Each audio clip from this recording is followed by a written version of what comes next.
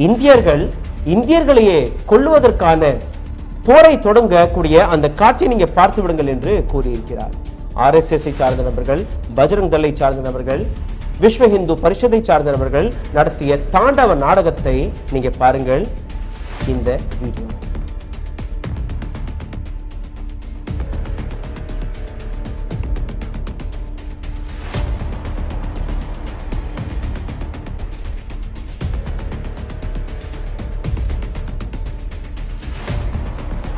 பத்து மணிக்கு திடீர் என்று இந்த நபர்கள் போயிருக்கிறார்கள். 1250 CRP ஜவான்களுடன் 400க்கும் மேற்பட்ட டெல்லி போலீசார்களுடன் அனைத்தையுமே உடைக்க தொடங்கியிருக்கிறார்கள். அங்கிருந்த மக்கள் பதறி கதறி இருக்கிறார்கள், கண்ணீரை விட்டிருக்கிறார்கள். யாருமே எந்த விஷயத்தையும் பார்க்க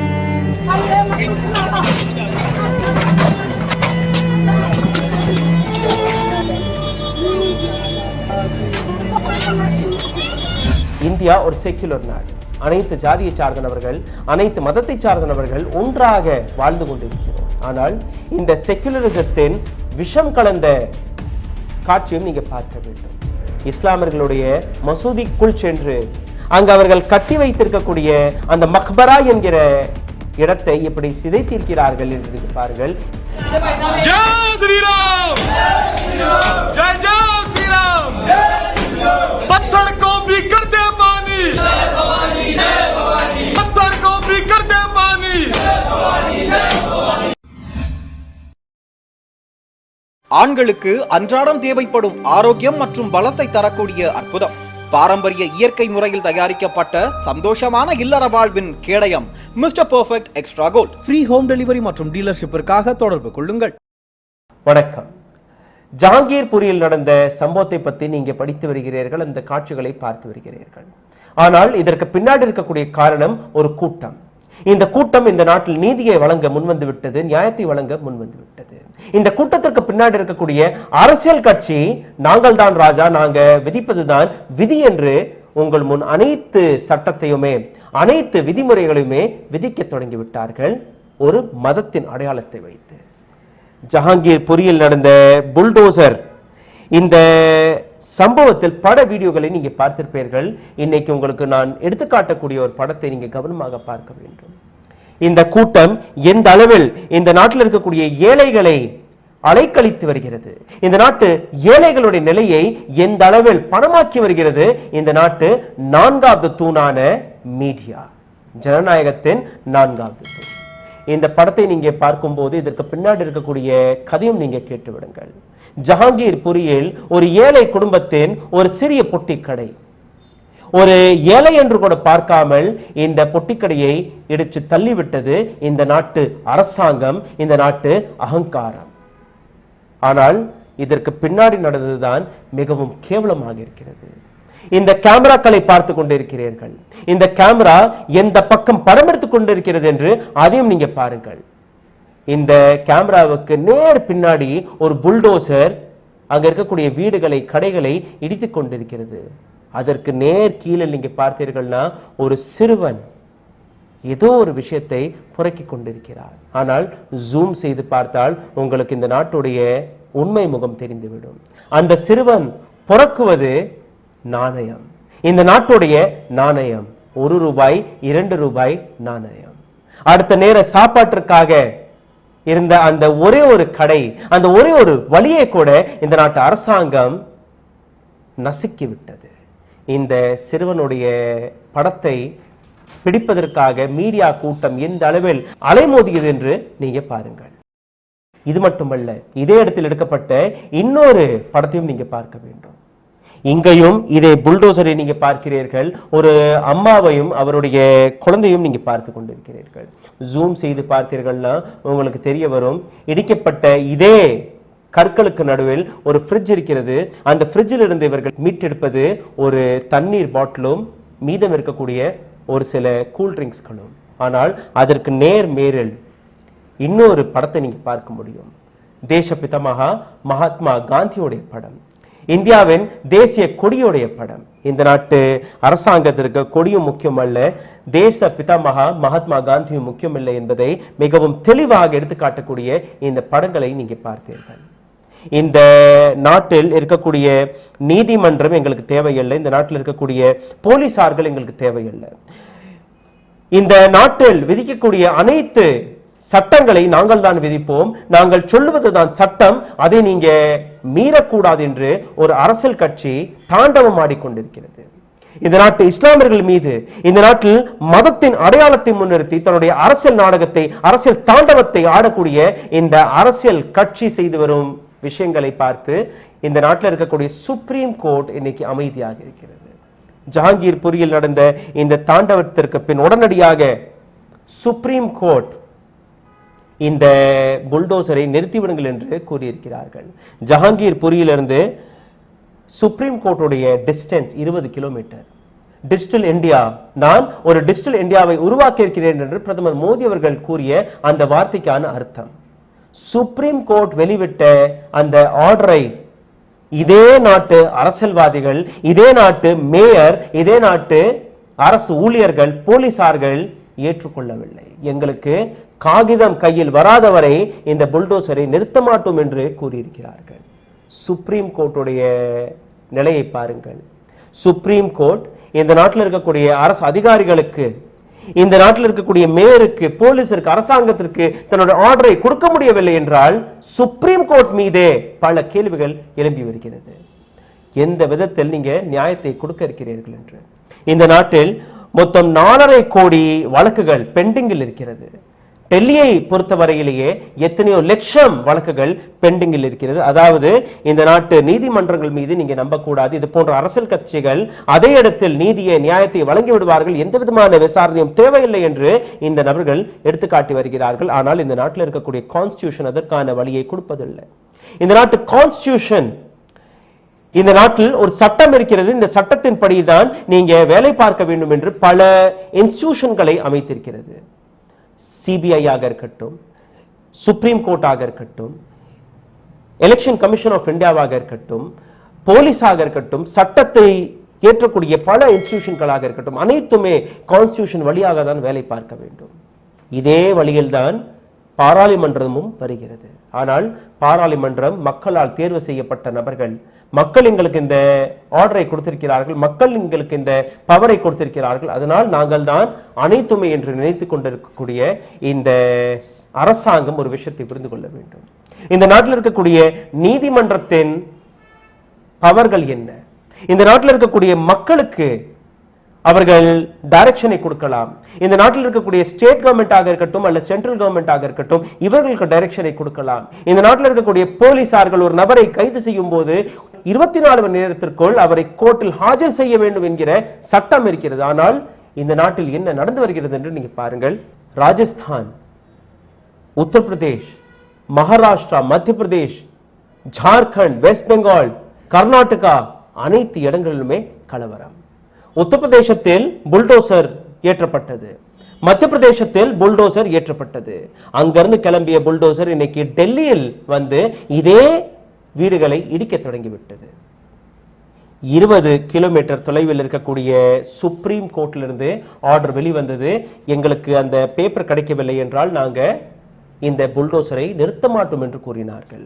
இந்த அகங்காரத்தில் இருக்கக்கூடிய அரசியல்வாதிகள், இந்த அகங்காரத்தில் இருந்த அரசு அதிகாரிகளுடைய பிடிவாதத்தால் என்ன நடந்தது என்று நீங்க பாருங்கள். 2 மணி நேரம் பிடித்தது சுப்ரீம் கோர்ட்டிலிருந்து ஜஹாங்கீர்பூர் வரை அந்த காகிதம் வருவதற்காக. இந்த தருணத்தில் 11 வீடுகள் இடிக்கப்பட்டது, 17 கடைகள் இடிக்கப்பட்டது, 100க்கும் மேற்பட்ட பிளாட்ஃபார்ம் கடைகள் தன்னுடைய குடும்பத்தை காப்பாற்றுவதற்காக சின்ன சின்ன பொட்டி கடைகளை வைத்து வந்த அனைத்து நபர்களுமே வாழ்வாதாரம் பறிக்கப்பட்டது. ஆனால் நாங்க யாருமே பதில் கொடுப்பதற்கு தயாராகவில்லை. இந்த நாட்டு அரசியல்வாதிகளும் பதில் கொடுக்க மாட்டார்கள், அரசியல் கட்சியும் பதில் கொடுக்க மாட்டாது. இந்த அனைத்து விஷயத்தையும் படம் பிடித்து காட்டிய கோதி மீடியாவும் இதற்கான பதிலை கொடுக்க மாட்டார்கள், மன்னிப்பை கேட்க மாட்டார்கள். இதே விஷயத்தில் இன்னொரு விஷயத்தை நீங்க புரிந்து கொள்ள வேண்டும். ஜஹாங்கீர்பூரிலிருந்து கிட்டத்தட்ட ஒரு 36 கிலோமீட்டர் தொலைவில் இருக்கக்கூடிய இன்னொரு இடம் சைனிக் ஃபார்ம்ஸ். இதே ஜஹாங்கீர்பூரிலிருந்து 24 கிலோமீட்டர் தொலைவில் இருக்கக்கூடிய கால்ஃப் லிங்க். இந்த இடத்துடைய அடையாளம் இந்தியாவில் இருக்கக்கூடிய மிகப்பெரிய பணக்காரர்கள் வசித்து வரும் இந்த இடம், இந்தியாவில் இருக்கக்கூடிய அனைத்து பாலிட்டிஷியன்ஸ்களுடைய வீடுகள் இருக்கக்கூடிய இடம், செலிபிரிட்டிஸ்கள் வசித்து வரும் இந்த இடம். ஆனால் இந்த இடங்களுக்கான இன்னொரு உண்மை, ஒவ்வொரு வீட்டுக்கு வெளியே இருக்கக்கூடிய இடம் என்க்ரோச்மெண்ட் செய்யப்பட்டது. ஒரு வீட்டை விட்டு இன்னொரு வீட்டை நீங்க பார்த்தீர்கள்னா அது என்க்ரோச்மெண்ட் செய்யப்பட்டு கட்டப்பட்ட அந்த மாளிகைகள். ஆனால் இந்த இடங்களில் என்டிஎம்சி தன்னுடைய புல்டோசரை ஏற்ற மாட்டார்கள். காரணம், இங்கே கார்ப்பரேட் வசித்து வருகிறார்கள். காரணம், இங்கே பாலிட்டிஷியன்ஸ்கள் வசித்து வருகிறார்கள். ஏழையாக இருக்கக்கூடிய காரணத்தால் இவர்கள் எதுவுமே கூற மாட்டார்கள், எதுவுமே பேச மாட்டார்கள், எந்த கேள்வியும் எங்கள் மீது வராது என்று நம்பக்கூடிய இந்த நபர்களுடைய புல்டோசர் இந்த நாட்டு ஏழைகளை பார்த்துதான் ஏறி வருகிறது. டெல்லியை பற்றி பார்க்கும்போது ஒட்டுமொத்த இந்திய அரசியல்வாதிகள் டெல்லிக்கு போய் வருகிறார்கள். இங்கேதான் பாராளுமன்றம் இருக்கிறது, இங்கேதான் பிஜேபியின் ஹெட் குவார்ட்டர்ஸ் இருக்கிறது, இதே இடத்தில் தான் காங்கிரஸோட ஹெட் குவார்ட்டர்ஸும் இருக்கிறது. எதிர்கட்சி ஆளும் கட்சி அனைவருமே வசித்து வரும் இந்த நகரம், இந்தியாவின் தலைநகரம் டெல்லி. இந்த நகரத்தின் நிலையை கொஞ்சம் பாருங்கள். எந்த அளவில் கலவரம் ஒவ்வொரு வருடமும் வெடித்து வருகிறது. ஹிந்து முஸ்லிம் ஒற்றுமையாக இருந்த காலம் போய் இன்னைக்கு ஹிந்து முஸ்லிமுக்கு, முஸ்லிம் ஹிந்துக்கு எதிராக மாறிவிட்டாராம். இதைத்தான் பிஜேபி எடுத்துக்காட்டி வருகிறது, இதைத்தான் கோதி மீடியா எடுத்துக்காட்டி வருகிறது. இந்த நாட்டு மக்களுடைய ஒற்றுமையை காட்டாமல் இந்த நாட்டு மக்கள் செய்து வரும் அந்த வெறுப்பை மட்டும் இந்த நபர்கள் எடுத்துக்காட்டி வருகிறார்கள். இதற்கு பின்னாடி நீங்க அனைத்து காரணங்களுமே பார்க்க இருக்கிறீர்கள். எதை கோதி மீடியா உங்களுக்கு எடுத்துக்காட்டவில்லையோ அதையும் நாங்கள் உங்களுக்கு எடுத்துக்காட்ட இருக்கிறோம்.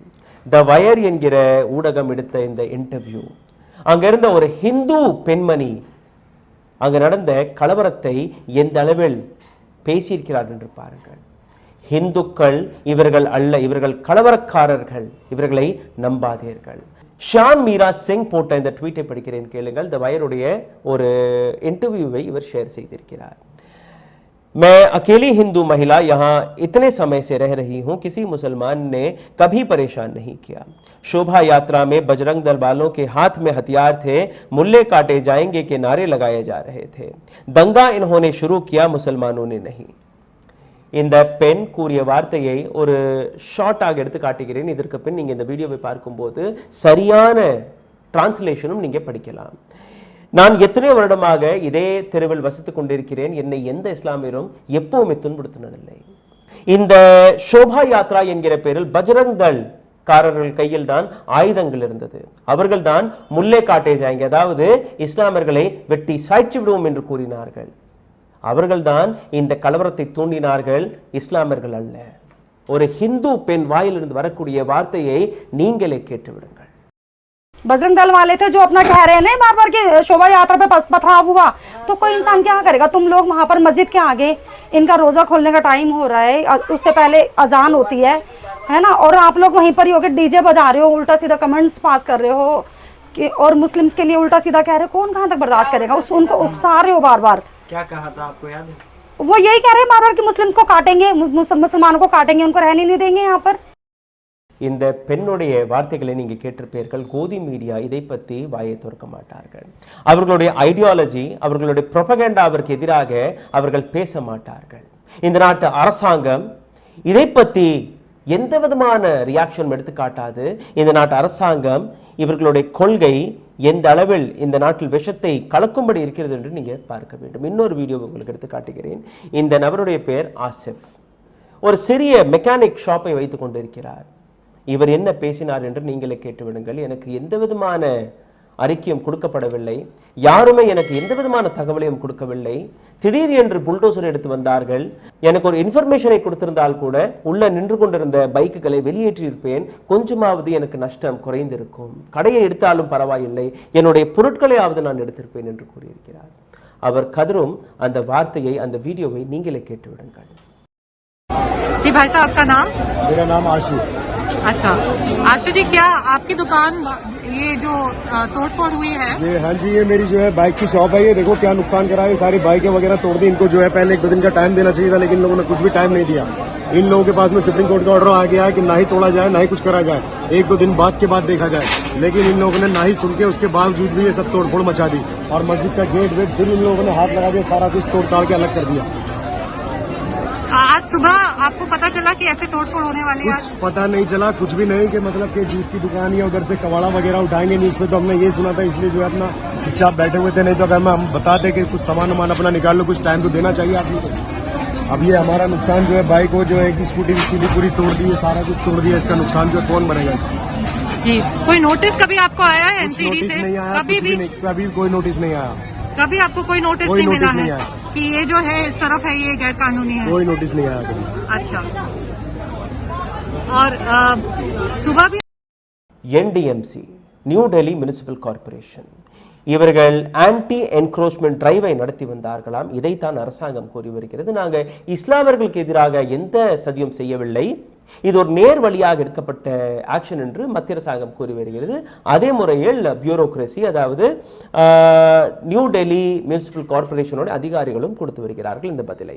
ஆனால் சட்டத்தை புரிந்து கொண்ட நபர்கள், சட்டத்தை அறிந்த நபர்களிடம் நீங்கள் கேட்டீர்கள்னா, ஆன்டி என்க்ரோச்மெண்ட் டிரைவ், அதாவது நீங்கள் தவறான முறையில் ஆக்கிரமிப்பு செய்து விட்டீர்கள்னா அதற்கான என்க்ரோச்மெண்ட் டிரைவ் அங்கங்கே நடக்கும். இது ஒரு சகஜமான விஷயம். ஆனால் அந்த இடத்தில் புல்டோசரை ஏற்றுவதற்கு முன் நீங்க ஒரு ப்ராப்பரான ஆர்டரை, ஒரு ப்ராப்பரான அறிக்கையை அந்த நபர்களுக்கு வழங்க வேண்டும். அப்படி நீங்க என்க்ரோச் செய்திருக்கிறீர்கள்னா எந்த அளவில் நீங்க என்க்ரோச்மெண்ட் செய்திருக்கிறீர்கள் அதற்கான ஒரு மார்க்கிங்கை செய்து போவார்கள். இந்த இடம் வரை நீங்க அதிகமாக இடத்தை எடுத்திருக்கிறீர்கள், அப்படி உங்களிடம் இதற்கான காகிதங்கள் இருந்தால் நீங்க காட்டலாம். அப்படி உங்களிடம் காகிதங்கள் இல்லை என்றால் இத்தனாம் தேதி இத்தனை மணிக்கு நாங்க வந்து இந்த இடத்தை புல்டோசர்களை வைத்து இடித்து விடுவோம். இது ஒரு முறையான விஷயம். ஆனால் முந்தா நேற்று இரவு திடீர் என்று ஒரு அறிக்கை வருகிறது. ஆனால் இந்த மக்களுக்கு இந்த அறிக்கையும் கிடைக்கவில்லை. NDMCக்கு இந்த அறிக்கை போகிறது. நாளை காலையில் 10 மணி அளவில் ஜஹாங்கீர்புரி என்கிற இடத்தில் நீங்க என்க்ரோச்மெண்ட் என்கிற பெயரில் புல்டோசர்களை ஏற்றி உடைத்து விட வேண்டும். 10 மணிக்கு திடீர் என்று இந்த நபர்கள் போயிருக்கிறார்கள். 1250 CRP ஜவான்களுடன் 400க்கும் மேற்பட்ட டெல்லி போலீசார்களுடன் அனைத்துமே உடைக்க தொடங்கிவிட்டார்கள். அங்கிருந்த மக்கள் கதறி இருக்கிறார்கள், கண்ணீரை விட்டிருக்கிறார்கள். யாருமே எந்த விஷயத்தையும் பார்க்கவில்லை.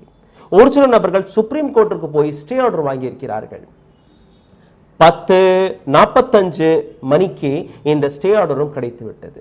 ஆனால் புல்டோசர் ஓட்டிக்கொண்டு இருக்கக்கூடிய இந்த அதிகாரிகள் நிற்கவில்லை. எங்கள் கையில் காகிதம் வராத வரை நாங்கள் இந்த புல்டோசரை நிறுத்த மாட்டோம் என்று கூறியிருக்கிறார்கள். ஆர்டர் வெளிவந்த பின் 1 மணி நேரம் வரை இவர்களுடைய தாண்டவம் நடந்து கொண்டிருந்தது. இதை வைத்து நீங்கள் புரிந்து கொள்ளலாம் எந்த அளவில் ஒரு அரசியல் கட்சி மத கலவரத்தை தூண்டுவதில் இன்ட்ரெஸ்ட் காட்டி வருகிறது என்று. டெல்லியில் இருக்கக்கூடிய அரசாங்கத்தின் கையில் தான் டெல்லி போலீஸ் இருக்கிறது. அதாவது மத்திய அரசாங்கத்தின் கையில் தான் இந்த டெல்லி போலீஸ் இருக்கிறது. மத்திய அரசாங்கத்தில் இருக்கக்கூடிய ஹோம் மினிஸ்டர் அமித்ஷா அவருக்கு தெரியாமல் எந்த விதமான நடவடிக்கையும் அங்க நடக்காது. ஆனால் இது எப்படி நடந்தது என்று இதையும் நீங்க பார்க்க வேண்டும். ஏப்ரல் 16ஆம் தேதி என்னதான் நடந்தது? ஜஹாங்கீர்புரி என்கிற இடம், அதாவது இஸ்லாமியர்கள் அதிகமாக வசித்துக் கொண்டிருக்கக்கூடிய இந்த இடத்தில் ஹனுமான் ஜெயந்தி அன்று விஸ்வ ஹிந்து பரிஷத் மற்றும் பஜ்ரங் தள் 2 பேருமே இணைந்து ஒரு மிகப்பெரிய ஊர்வலத்தை ஆர்கனைஸ் செய்திருக்கிறார்கள்.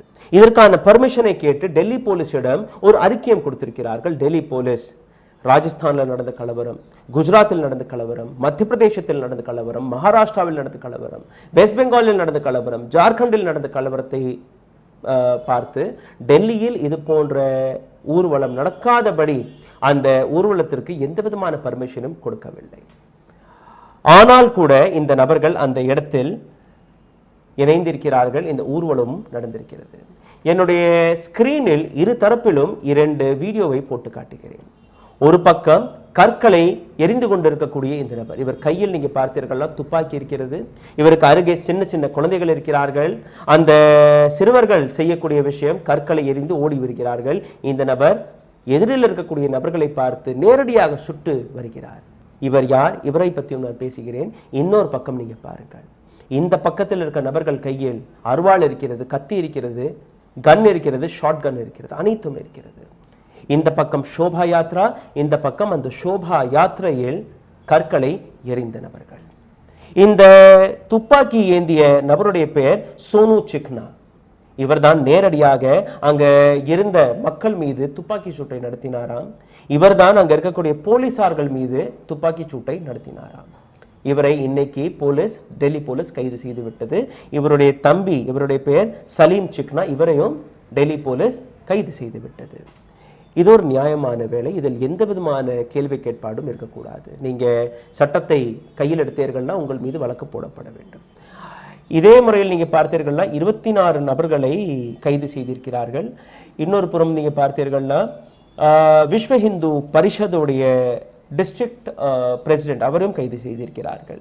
அதாவது 2 தரப்பை சார்ந்த நபர்களும் நாங்கள் கைது செய்திருக்கிறோம் என்று இந்தவர்கள் கூறி வருகிறார்கள். கேள்வி இந்த பக்கத்தில் இருக்கக்கூடிய வீடியோவின் மீதும் இருக்கிறது. அதாவது இந்த தரப்பிலிருந்து ஊர்வலம் வந்து கொண்டிருக்கும் போது திடீர் என்று அன்சாரி என்கிற இந்த நபர் அந்த ஊர்வலத்தில் இருக்கக்கூடிய நபர்களுக்கு முன் போய் நின்று விட்டாராம். அங்கே போய் ஒரு வாக்குவாதம் நடந்திருக்கிறது. அந்த வாக்குவாதம் ஒரு மிகப்பெரிய கலவரமாக மாறிவிட்டது என்று ரிப்போர்ட் எடுத்து காட்டி விடுகிறது. ஆனால் இதே நேரத்தில் இங்கே பார்க்கும்போது டெல்லி போலீஸ் மீது எழும்பக்கூடிய பல கேள்விகள், பல குற்றச்சாட்டுகளும் இருக்கிறது. நான் ஏற்கனவே கூறியபடி ஒரு பெர்மிஷன் கிடைக்காத ஒரு ஊர்வலத்திற்கு எப்படி டெல்லி போலீஸ் பாதுகாப்பை கொடுத்திருக்கிறது. அதாவது டெல்லி போலீஸ் மறைமுகமாக பாதுகாப்பை வழங்கியிருக்கிறது.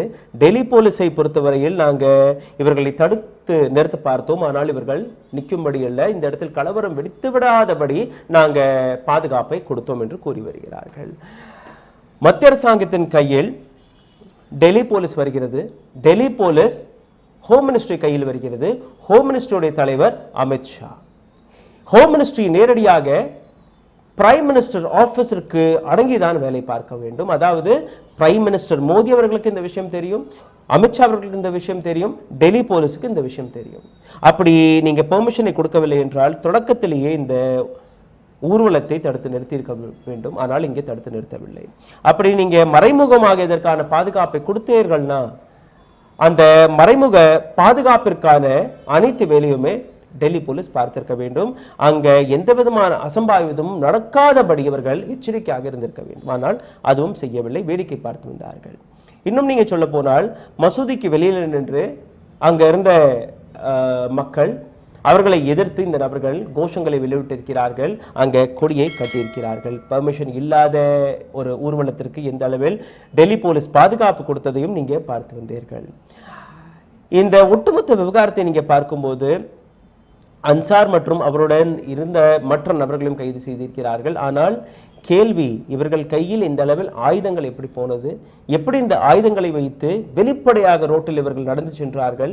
அப்படி நடந்து செல்லும் போது எதற்காக எந்த விதமான ஆக்ஷனும் இவர்கள் மீது எடுக்கக்கூடாது? கோதி மீடியா துப்பாக்கி சுடுற நபரை திரும்ப திரும்ப போட்டு காட்டி வருகிறது. அங்கிருந்த சிறுவர்கள் கற்களை எரிந்து கொண்டிருக்கக்கூடிய நபர்களை எடுத்து காட்டி வருகிறது. ஆனால் இந்த காட்சிகளை, அதாவது இன்னொரு பக்கத்தில் நீங்க பார்த்து வரும் இந்த காட்சியை பற்றி, இந்த கூட்டத்தில் இருக்கக்கூடிய நபர்களை பற்றி எதற்காக கோதி மீடியா எந்த விதமான ஸ்டேட்மெண்ட்டையும் எந்த விதமான ரிப்போர்ட்டையும் வெளிக்காட்டுவதில்லை? அதாவது ஒரு ப்ரொபகண்டா நடக்கிறது.